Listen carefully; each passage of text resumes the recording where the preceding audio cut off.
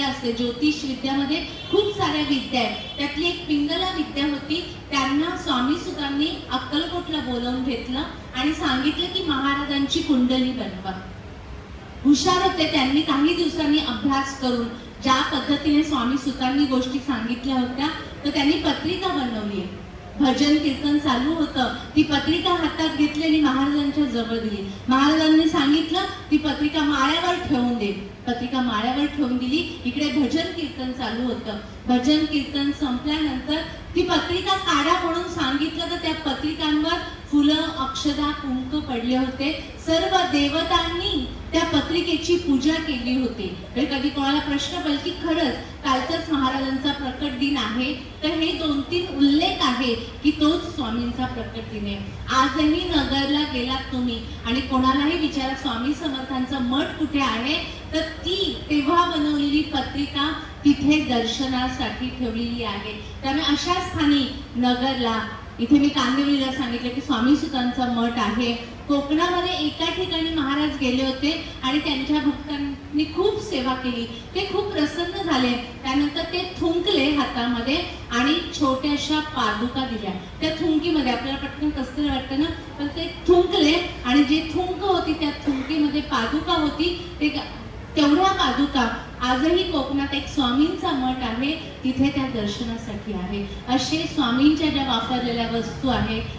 आपण अक्कलकोटला जातो, चोळप्पांच्या घरी गेल्यावर महाराजांचा सदरा जरी बघितला, मला वाटतं माझ्या उंचीचा, तर त्यांचा फक्त वरती घालायचा सदरा आहे. त्यांनी घातलेली रुद्राक्षांची माळ, त्यांच्या पादुका.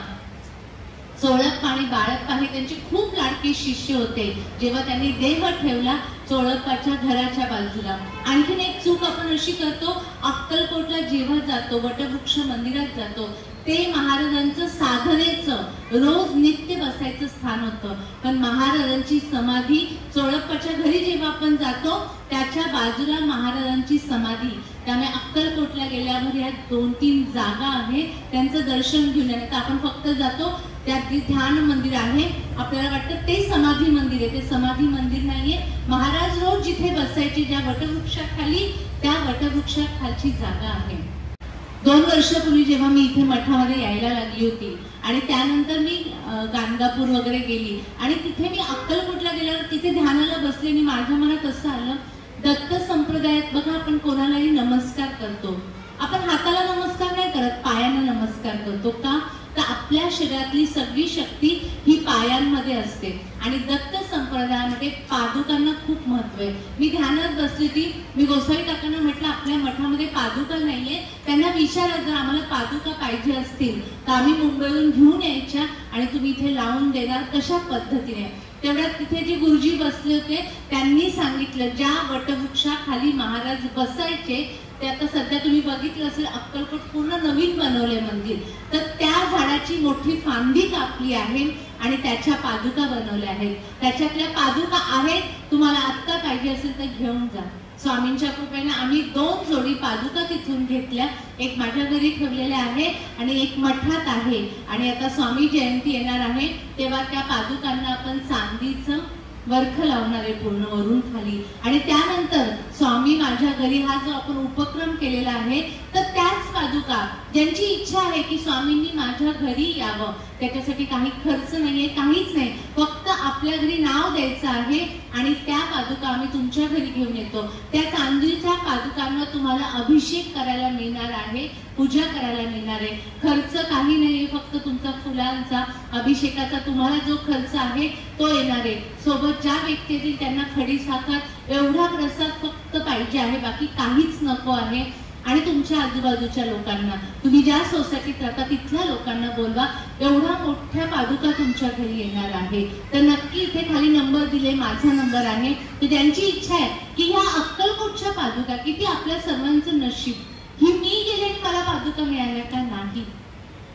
तुमच्या सर्वांची भक्ती जेव्हा गोळा झाली तेव्हा महाराज इथे धावत आले. 2 वर्षापूर्वी जेव्हा प्रकट दिन होता महाराजांनी सांगितलं होतं मी आज इथे येणार आहे आणि महाराजांचे चरण फक्त ह्या पत्र्या एवढे होते आणि त्याच्यावरती स्वामी होते. असे पहिल्यांदा इथे स्वामी प्रकट झालेले मी बघितले होते. असं हे जागृत स्थान आहे. म्हणजे इथे येतात बरेचसे लोक मला प्रश्न विचारतात, काही विचारतही नाही, पण महिन्याभराच्या त्यांचं काम होतं. हे काम करणारे कोण आहेत? स्वामी आहेत.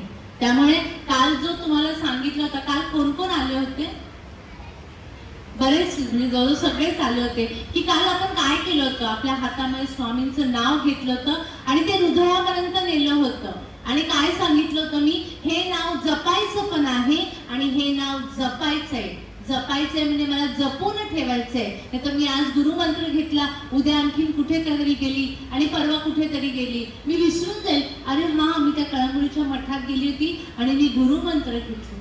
एकदा गुरु केल्यानंतर ते सोडायचे नसतात.